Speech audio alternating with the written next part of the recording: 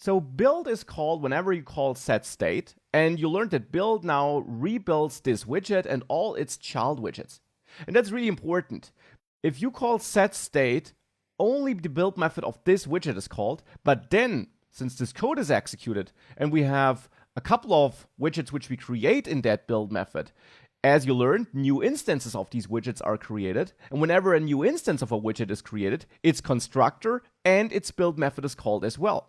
So when we call build here in the main Dart file, that means that also all these widgets down here will be created and their build methods will execute. Now, you have room for optimization here, and I'll come back to that, but generally that is what's wanted. That is how it should work. The idea here, of course, is that the configuration, because remember, the widget tree is all about the configuration, changes, and that then leads to a new output on the screen. But how does this actually work then if the widgets are replaced with new instances? Does this mean that the elements and the rendered objects, remember, these are the other two trees, also rebuild? Back to drawing. We had these three trees. We have the widget tree, we have the element tree, and we have the render tree, so to say. Now in the widget tree, we have a stateful widget. So our own stateful widget here. Now that stateful widget, of course, might have a child widget, which means it's using some other widgets in its build method, for example, a container. And that container then also might have a child widget which we nest in there, which is a text widget. And that's a very basic widget tree here, of course. Now, as you learned, when Flutter first encounters this, so when the app starts typically, it will create elements for that. So it will create a new element here for the stateful widget. It will create one for the container, and it will also create one for the text.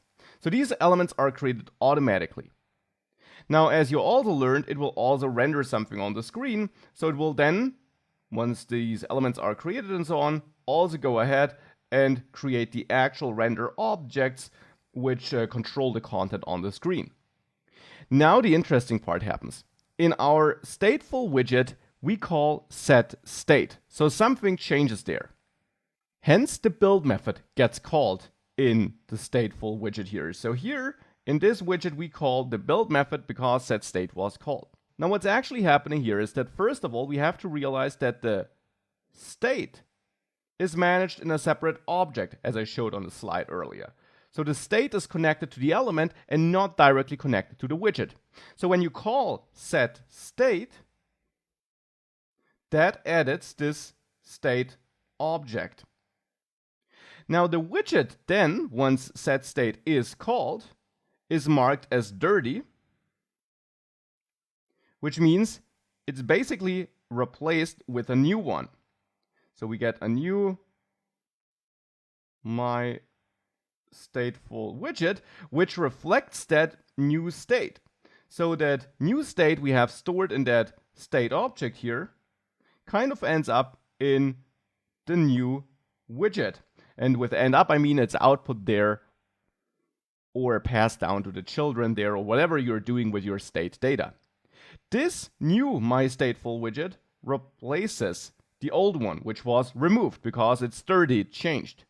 The state object here, however, this one, does not change. It stays here, it's not replaced. It's still the same object as before. So the state object is detached from the widget object. The widget is replaced when the state changes. The state is not replaced.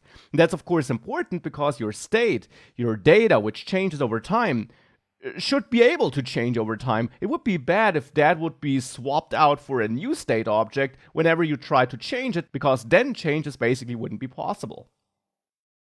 So instead now, we got a new stateful widget, and there the build method is called. And the build method being called, of course, also means that we rebuilt this entire widget tree. So for the container, we get a new instance, and for the text, we get a new instance.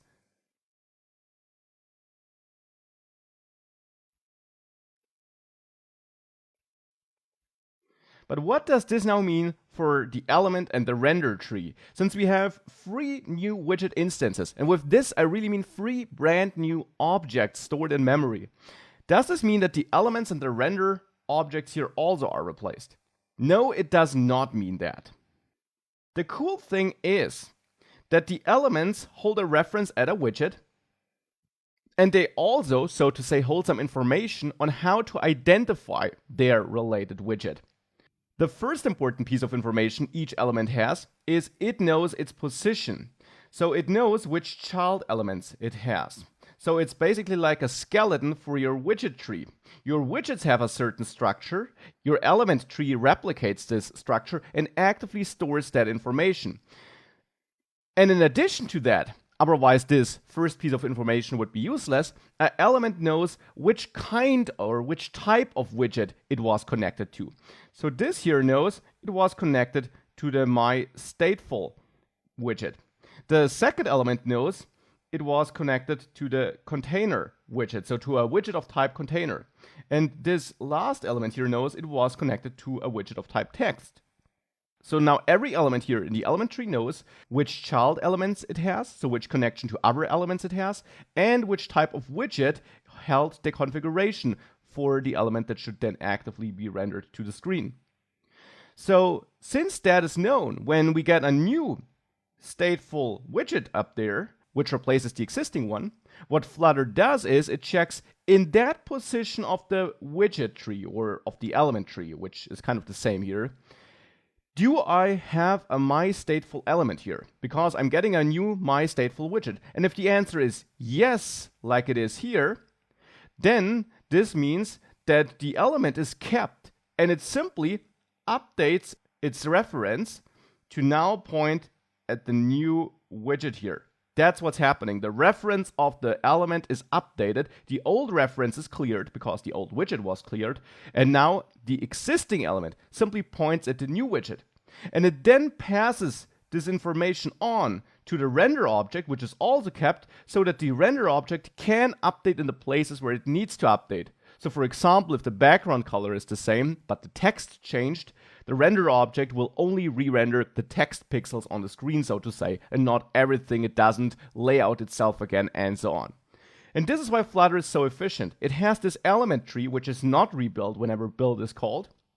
Only the widget tree is rebuilt, and the element tree can automatically update its references to know if a new configuration is available, and if that is available, it passes that information on to the render objects so that these can re-render on the screen. Now, if you want to learn even more about how Flutter manages all of this internally and which optimizations it puts into place, you find an interesting article attached to this lecture where you can dive way deeper, but this is basically how it works. And this is why calling build or having the build method called does not mean that the entire screen re-renders, because Flutter has a couple of layers to manage that, and calling build or the build method being called only means that this widget tree, so that tree of configuration data rebuilt or parts of that tree rebuilt, and therefore Flutter now checks which parts on the real screen need to be updated.